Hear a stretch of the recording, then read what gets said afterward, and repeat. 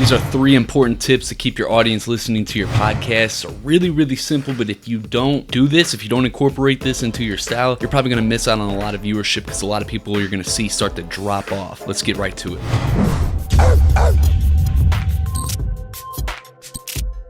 All right, so number 1 of 3 is your hook. Now your hook, I use it in the beginning of this video if you didn't catch it. I literally hooked you into the video and open up some loops by saying, hey, if you don't do these 3 things, you're gonna lose out on your podcast audience. This is how you keep your audience listening. And if that interested you in some way, shape, or form, if that's an answer, a solution that you're looking for, you literally want to figure out those loops that I just opened. You're like, well, what are those 3 ways? So you wanna do that the same thing, what I just did in this video, in the beginning of your podcast episode. Now in the beginning of your podcast episode, it's a little bit different from YouTube. You got a little bit longer window to hook them in. And YouTube, the way the platform is because it's a visual, and our experts would say our attention span is down to 8 seconds or less. You got about 8 seconds or less to really hook somebody in. But in podcasting, because of the type of platform it is, where it's a long form content, and that's what people are expecting on that platform is longer episodes. What your deal is right here is you're trying to hook them in. They're listening to you. Most people listen from a mobile device, and they got their earbuds in, they check you out. And if you can hook them in within the first 20 seconds, your goal is to get them to put you in the pocket, because once they put it in the pocket, they've committed to that episode, as long as you did a good job at hooking them in. And now they'll go about their daily commute or their workout or their walk or however they consume their podcast. So what you want to do is you want to open up some loops. And how you do that, pay attention to soap operas.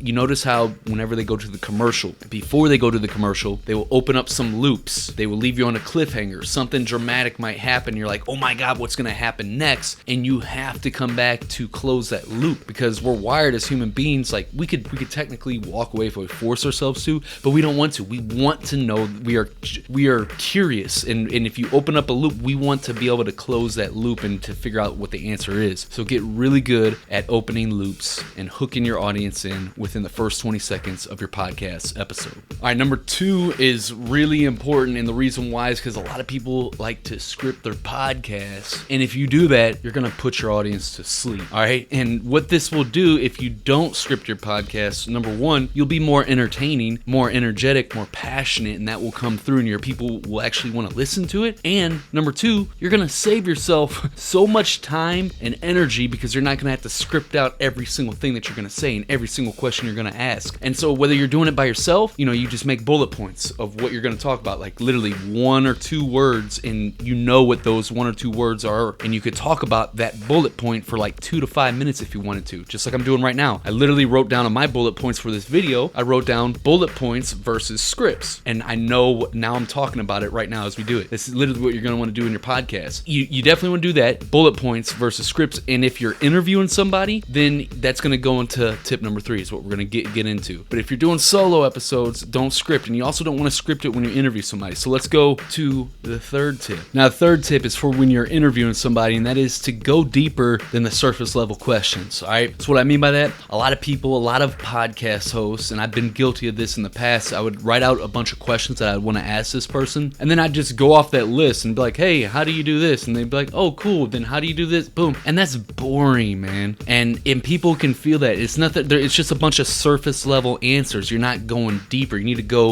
a few levels deeper. So the best way to do this, you can write down a few questions if there's some specific questions that you want to ask that person. But me personally, this is how I prepare whenever I interview a guest. And it's an art. There's an art and a science to it, and you're going to get better by doing it over time.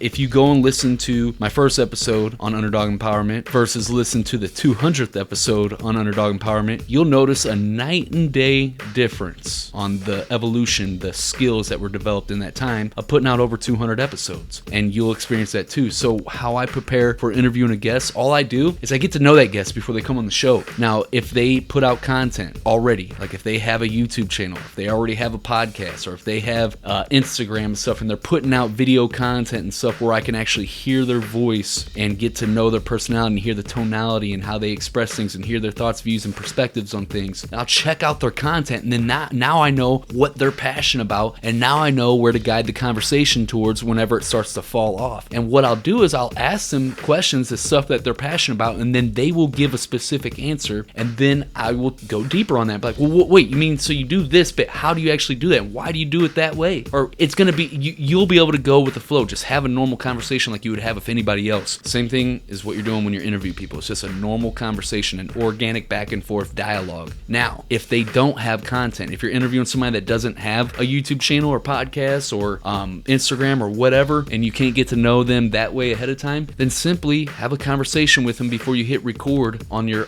stuff. Talk to them for about 5 or 10 minutes. You'll get to know them. Let them know, like, man, what are you most passionate about? What's your expertise, and what could you talk about for days and never shut up about? Like, ask them these questions, and you'll know, and then you'll have that in your back pocket for if ever the conversation starts to tail off, you could go back to it. And then also you want to be able to end the interview at a good time. So, it's just about getting the feel for it, but don't script out all this stuff. You could write down a few questions if you have to know the answers, but go deeper than the surface level questions. Your audience will definitely appreciate you for it, and you'll notice the retention rate sticking around on your podcast. I got a video I want to show you that's going to show you 3 strategies that I use on what I call how to make content easy playbook, where you will literally have a never-ending stream of content topics to talk about on your podcast. You will always have something to talk about if you follow these 3 strategies, and I want to show it to you right now. But real quick, if you want a ton of other free resources, or if you want specific handheld help or done-for-you services, go check out podcastpenthouse.com. We got a ton of resources for people that are either so busy with their business and they need to focus on high-level tasks and they can't do a lot of the stuff that goes in with podcasting. They'd rather have someone like us help them grow a lot faster with a lot effort expended in. Or if you're the do-it-yourself or just getting started and you have all the time in the world to pour into this thing, we got you covered. Go check that out at podcastpenthouse.com. The link is in the description below, and make sure you hit subscribe to this channel and tap the bell notifications if you want to continue to get the best tips and strategies on podcast marketing. This is the best channel right here. Make sure you hit subscribe and tap the bell notifications. Now, this is a video that I was talking about 3 bona fide strategies on how to never run out of podcast topics, content, period. You will have a never-ending flow of topics to go off of. Go check out that video, and I'm gonna catch you on the next video. Peace.